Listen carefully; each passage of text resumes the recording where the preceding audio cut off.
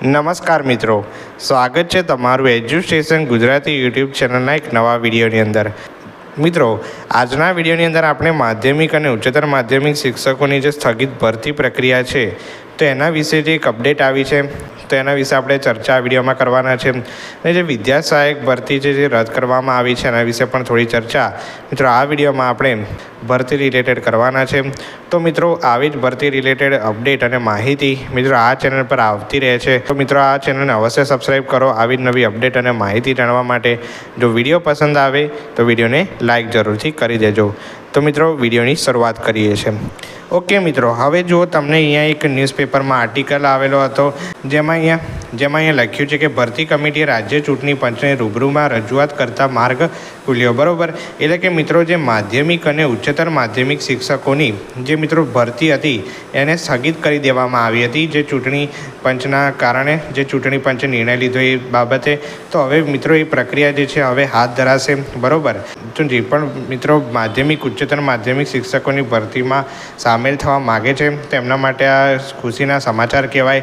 બરાબર, તો ભરતી કમિટીએ રાજ્ય ચૂંટણી પંચને રૂબરૂમાં રજૂઆત કરતા આ જે નિર્ણય છે લેવામાં આવ્યો છે।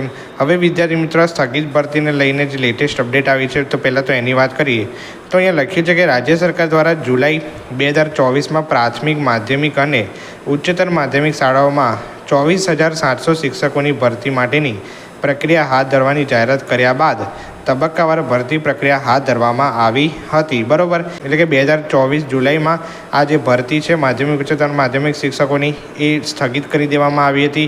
બરાબર, એ કેમ સ્થગિત કરવામાં આવી હતી એની પણ અહીંયા વાત કરવામાં આવે છે। બરાબર, તો આ કેટલાની ભરતી છે તો કે 24,700 શિક્ષકોની ભરતીની જાહેરાત અહીંયા કરવામાં આવી હતી। ત્યારબાદ એ લખ્યું છે કે આ દરમિયાન ગ્રામ પંચાયતોની ચૂંટણી જાહેર થતાં રાજ્યના શિક્ષણ વિભાગે માધ્યમિક અને ઉચ્ચતર માધ્યમિકની ભરતી પ્રક્રિયા સ્થગિત કરી દીધી હતી। ઓકે, તો અહીંયા લખ્યું છે કે ગ્રામ પંચાયતોની ચૂંટણી જાહેર થઈ આ જે ભરતી છે એને સ્થગિત કરી દેવામાં આવી હતી। બરાબર, જો કે આ બાદ શિક્ષણ મંત્રી કુબેર ડિંડોરે ભરતી સમિતિ સાથે બેઠક કરીને સ્કૂલ ઓફ મિનિસ્ટર PR રાણાને તાત્કાલિક રસ્તો કાઢવાનું કહેતા છેવટે ભરતી સમિતિના સભ્યો રાજ્ય ચૂંટણી પંચને રૂબરૂ મળ્યા, જેના પરિણામે આગામી સપ્તાહથી અહીંયા લખ્યું છે કે ભરતી પ્રક્રિયાના પુનઃ શરૂ થશે તેવું શિક્ષણ મંત્રી કુબેર ડિંડોરે જણાવ્યું હતું। ઓકે, તો જે પણ ભાઈઓ બહેનો મિત્રો માધ્યમિક ઉચ્ચતર માધ્યમિક શિક્ષકોની સ્થગિત ભરતી વિશે વેઇટ કરી રહ્યા છે તો ફાઇનલી એની જે જાહેરાત છે એ ન્યૂઝપેપર આર્ટિકલ કે અપડેટ આવશે ત્યારે કરી દેવામાં આવશે। ઓકે, તો આ માટે આ ચેનલ સાથે જોડાયેલા રહો અને અપડેટ રહો। ત્યારબાદ મિત્રો, જે 1 થી 5 ધોરણની જે વિદ્યા સહાયક ભરતી છે રદ કરવામાં આવી છે જેમાં ટોટલ 3200 જેટલા ઉમેદવારોની ભરતી હતી। બરાબર, એની જાહેરાત પણ આ જે ન્યૂઝપેપર છે એમાં કરવામાં આવી હતી। એની જાહેરાત પણ નવેસરથી કરવામાં આવશે એવું કહેવામાં આવે છે। તો મિત્રો, જો તમને અપડેટ અને માહિતી સારી લાગી હોય તો વિડીયોને લાઇક જરૂરથી કરજો।